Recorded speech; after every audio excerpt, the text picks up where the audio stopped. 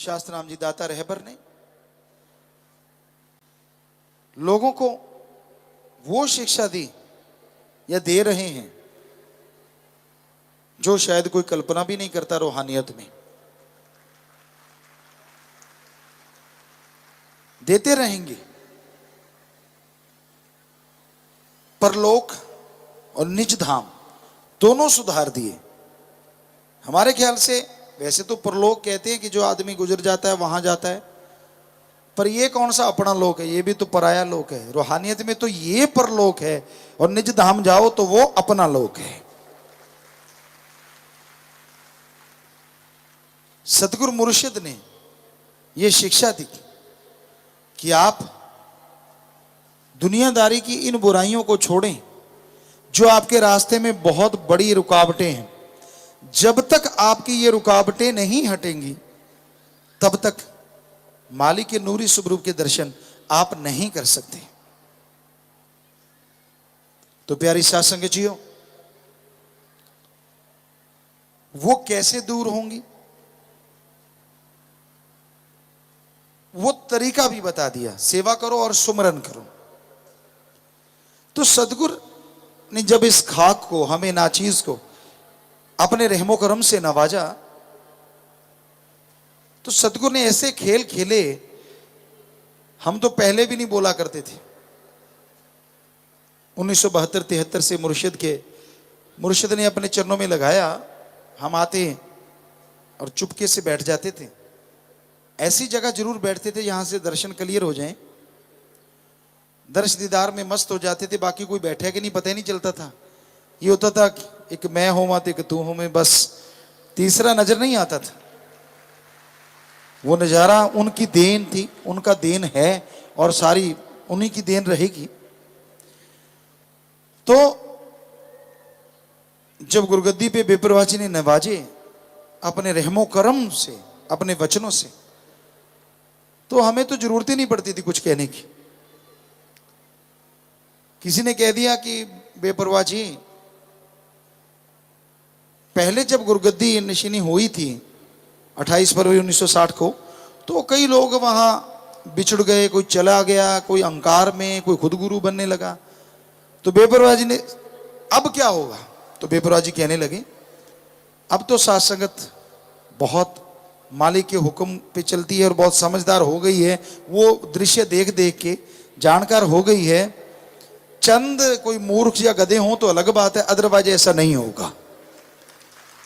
5 करोड़ में चंद तो चंद ही होते हैं ना, वो आप समझते ही हैं, कहने की जरूरत नहीं। तो तब हमें ये आभास तो हुआ कि हाँ भाई, इसका मतलब बेपरवाह जी जो फरमा रहे हैं वो तो है ही।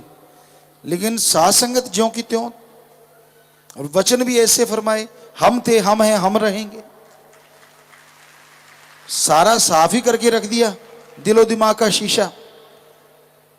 तो फिर तो कोई शक की गुंजाइश नहीं छोड़ी।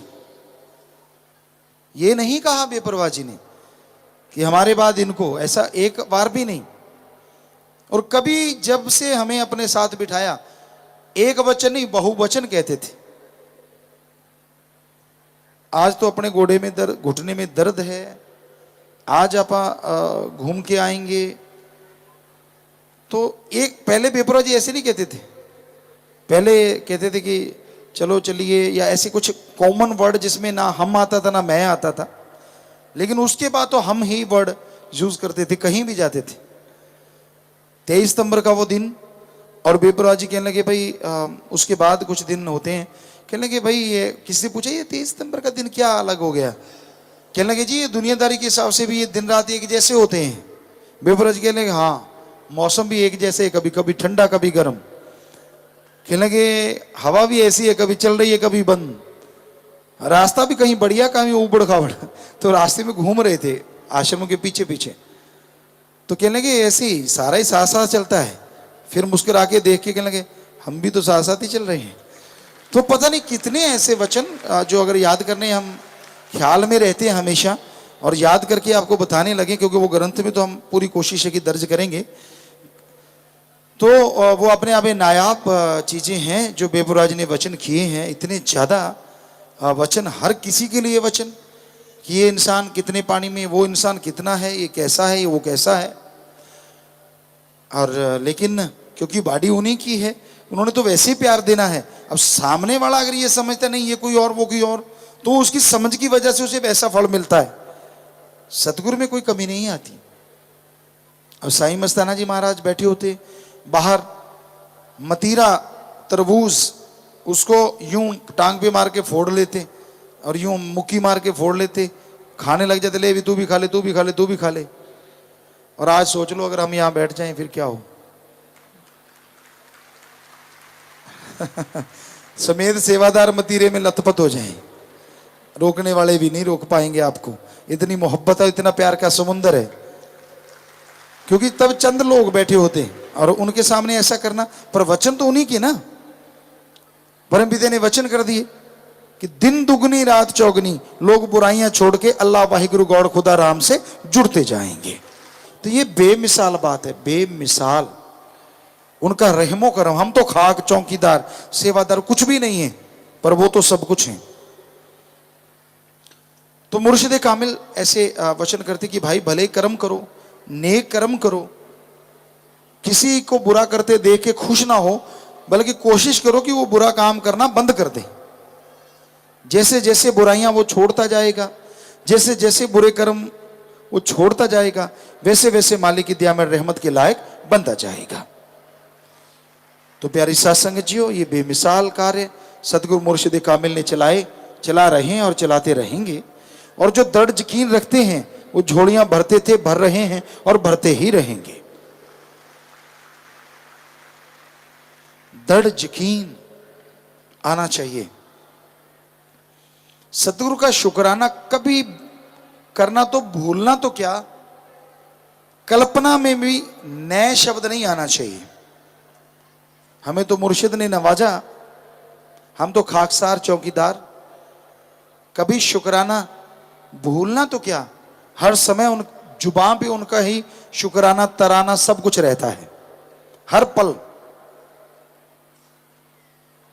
कभी आप किसी से भी ये साबित करवा दें हमने कहा हमने कर दिया, क्योंकि हम करते ही नहीं। सतगुरु मुर्शिद करता है, हम यही कहते बेपरवाही करने वाले भाई, अल्लाह राम सतगुरु मौला करने वाला भाई। वाकई वही सब कुछ करते हैं, हम तो कुछ भी नहीं। सब उसी का शुक्राना, उसी का रहमो करम, सब उसकी रहमत है। जब आदमी के अंदर मैं आ जाती है ना, कि मैं कुछ बन गया, तो वो तू चला जाता है जो बनाता है। जब ये होता है कि मैं कुछ हूं, तो फिर मालिक कहते जब तू तो है ही, फिर मेरे आने की क्या जरूरत है। जब आदमी ये कहता है मैं तो कुछ भी नहीं हूं, मैं तो खाली हूं, फिर मालिक देखता है यार वाकई ये तो खाली है, चलो अपने बैठ जाते हैं प्रगट होके। फिर वो प्रगट होता है, फिर वो नजारे देता है। पहले ये जो खुदी रूपी फाना है ना, इसको निकाल दो। और ये फाना हिंदी में तो पता नहीं क्या कहते हैं, क्योंकि हमने खेती बाड़ी बहुत की, पंजाबी में जरूर कहते हैं। कई बार होता है कि मिस्त्री लोग ना जब फावड़ा बनाते हैं, उसमें जो हत्था डालते हैं, वो हत्था गिल्ली लकड़ी का डाल देते हैं, वो कहीं ना कहीं सूख जाती है, तो वो ढीला हो जाता है। कहीं ऐसे माटी उठाने लगते, पानी लगा रहे होते हैं, तो फावड़े में से हत्था निकल जाता है, तो फिर कहते हैं यार गिल्ला करके ठोक दे।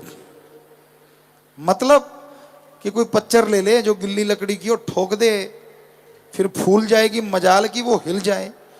तो काल ने कईयों के गिल्ला करके फाना ठोका होता, वो निकलता नहीं। सतगुरु कहां से आए। किसी के काम वासना का फाना, क्रोध लोभ मोह अहंकार मन माया का, विषय विकारों का फाना, मान बढ़ाई का, चतुर चलाकी का, कि मैं बहुत चतुर हूं, बहुत चलाक हूं। ये जो जब तक ये नहीं ना निकलता, तब तक मालिक के नूरी स्वरूप के दर्शन असंभव है। और ये अपने अंदर से इन बुराइयों को निकालने के लिए राम नाम के अलावा और कोई तरीका नहीं है। जब तक सुमरन नहीं करेंगे, भक्ति इबादत नहीं करेंगे, आपके अंदर से बुराइयां जाएंगी नहीं।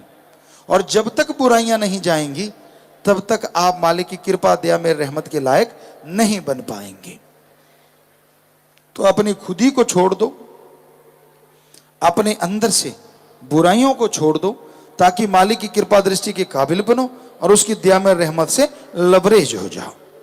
तो पर्ण करो अपने अंत्यकरण में, पर्ण करो सतगुरु को हाजिर नाजिर मानते हुए, हाजिर हजूर मानते हुए कि भाई मैं ये बुराइयां जिंदगी में कभी करूंगा नहीं। छोड़ते जाइए, सुमन करते जाइए और फिर अंदर बाहर से मालिक की खुशियों से माला माल होते जाइए।